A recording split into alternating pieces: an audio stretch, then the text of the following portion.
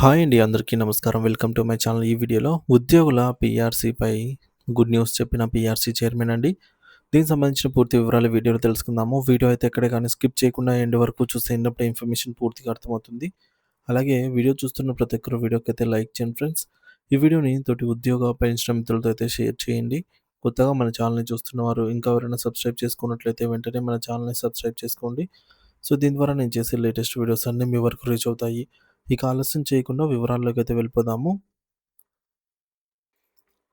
Friends, ఇక విషయానికొచ్చినట్లయితే తెలంగాణ రాష్ట్ర ప్రభుత్వ ఉద్యోగులు మరియు పెన్షనర్లకు సంబంధించి ఒక ముఖ్యమైన అంశం గురించి అయితే మాట్లాడదాము. పీఆర్సీ గత కేసీఆర్ ప్రభుత్వ హయాంలో పీఆర్సీ గురించి వచ్చిన వార్తలు, హామీలు మరియు ప్రస్తుత పరిస్థితి గురించి అయితే తెలుసుకుందాము. గత కేసీఆర్ ప్రభుత్వ హయాంలో పీఆర్సీ గతంలో కేసీఆర్ ప్రభుత్వం అధికారంలో ఉన్నప్పుడు ఉద్యోగులకు పీఆర్సీ అంటూ నమస్తే తెలంగాణ దినపత్రికలో వార్తలొచ్చాయి. అది వారి పత్రిక కాబట్టి ప్రభుత్వానికి అనుకూలంగా వార్తలు రాయడం సహజం. ఆ వార్తల్లో గత పీఆర్సీలో లబ్ధి పొందిన ఉద్యోగుల వివరాలను కూడా స్పష్టంగా అయితే ఇచ్చారు. వారిలో రాష్ట్ర ప్రభుత్వ ఉద్యోగులు, పెన్షనర్లు, హోంగార్డ్స్, అంగన్వాడీ టీచర్లు, ఆశా వర్కర్స్ అందరినీ పేర్కొంటున్నారు.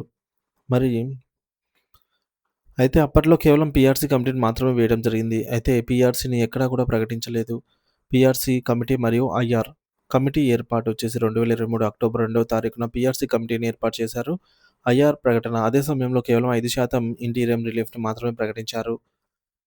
నిరాశ కనీసం 10% లేదా 10-15% ఇస్తే బాగుండేదని ఉద్యోగులు నిరాశ చెందారు. కేవలం 5% ఐఆర్ ఇవ్వటం కొంత నిరుత్సాహం కలిగించిందని చెప్పాలి. అప్పటి సదస్సులు మరియు ప్రస్తుత నిశ్శబ్దం. పీఆర్సీ కమిటీ వేసిన వెంటనే చాలామంది ఉద్యోగ నేతలు కేసీఆర్ గారికి ధన్యవాదాలు తెలుపుతూ తమ హర్షం వ్యక్తం చేస్తున్నామని, రుణపడి ఉంటామని ప్రకటించారు. మరి ఆనాడు ధన్యవాదాలు చెప్పిన వారంతా ఇప్పుడు ఎక్కడ పోయారో అర్థం కావడం లేదు. ప్రస్తుతం వారంతా నిశ్శబ్దంగా అయితే ఉన్నారు. కమిటీ నివేదిక మరియు ప్రస్తుత జాప్యం. పీఆర్సీ కమిటీని ఏర్పాటు చేసేటప్పుడు 6 నెలల లోపు తమ నివేదికను ప్రభుత్వానికి సమర్పించాలని ఆ కమిటీ ఆదేశాలిచ్చారు. కానీ 6 నెలలు కాదు గదా! దగ్గర దగ్గర 2 సంవత్సరాలు పూర్తయింది. ఇంతవరకు నివేదిక సమర్పించిన దాఖలాలే లేవు. దానిపైన ఎవరు కూడా స్పందించటమే లేదు.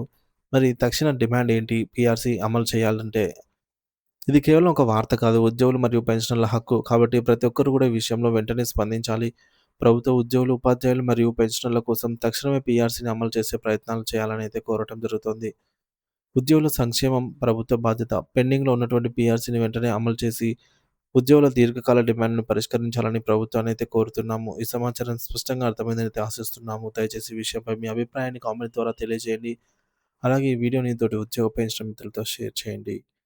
Thank you for watching this video.